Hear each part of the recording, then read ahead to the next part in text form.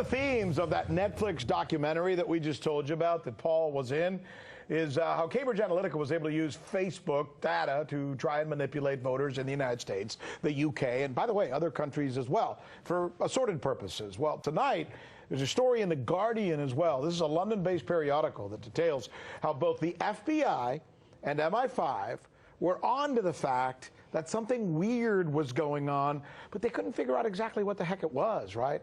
So what do these two investigative agencies do when they can't quite figure out what the answer to their question is? You got it. They blame Russia. That's actually what they did.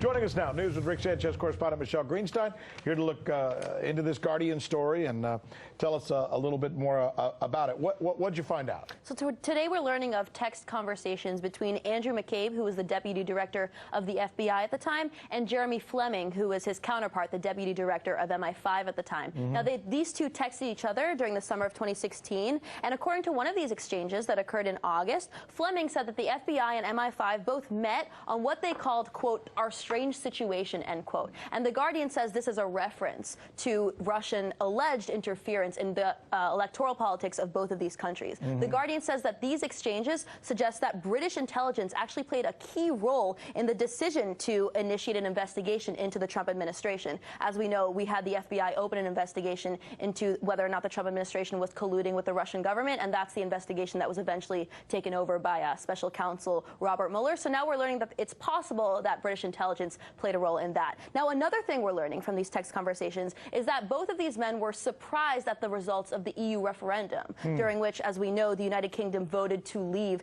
the European Union. Now, The Guardian sources say that the Brexit vote was viewed by people in the FBI as evidence that Russian interference could be successful. But that's interesting that they immediately use Russia as the scapegoat. And when you look at this, and here's what I think is interesting, right? Facts, dealing in facts. Yes. Cambridge Analytica is a British company. It is. It's owned by an American, right?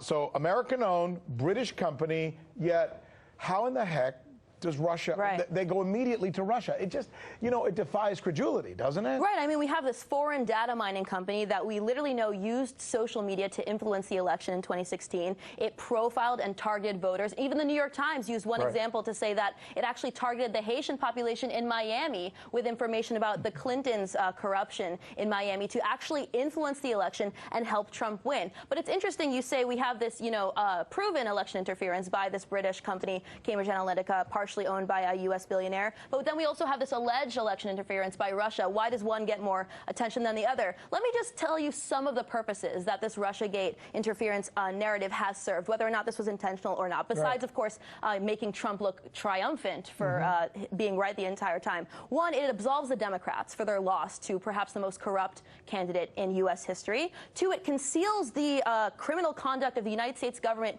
having been proven to be colluding with the Clinton campaign, so it diverts attention from that very real scandal that was starting to pick up some heat. It also diverts attention from the Trump administration's real crimes, those real scandals, or the things that should be scandals. I'll give you just one example. We basically had Goldman Sachs executives running the economy under the Trump administration. And it, of course, also prevents President Trump from following through on those campaign promises. You could say they were lies, you could say they weren't, but he did talk a lot during the campaign about ending wars. He criticized the wars in Afghanistan, in Iraq. So that was, of course, a danger to the military-industrial complex. It was a danger to these giant security budgets, and it prevents him from doing anything along those lines without being painted as a Russian puppet. All of that trumped by Russiagate. Well said. Thank you.